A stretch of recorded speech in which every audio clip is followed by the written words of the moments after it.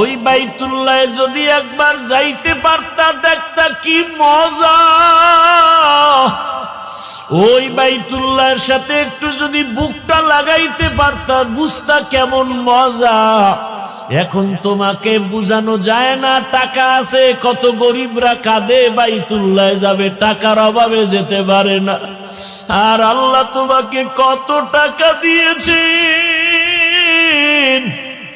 আমার জানা মতে কত ঢাকার হাজিওয়ালারা আছে, টাকাওয়ালা, নিজেও বাইতুল্লাহে যায়, রমাজানেও যায়, হজেও যায়, আবার শত শত গরিবদেরকে বাইতুল্লাহর উমরায় পাঠায়, হজে পাঠায়।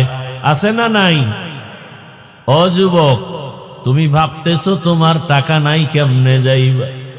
5 বেলার নামাজ কইরে একটু মাওলারে বলতে থাকো, ও আল্লাহ তুমি বাইতুল্লাহ না দেখাইয়া মরণ দিও না। আল্লাহর কসম টাকা লাগবে না, বিনা টাকায় বাইতুল্লাহে পৌঁছতে পারবা।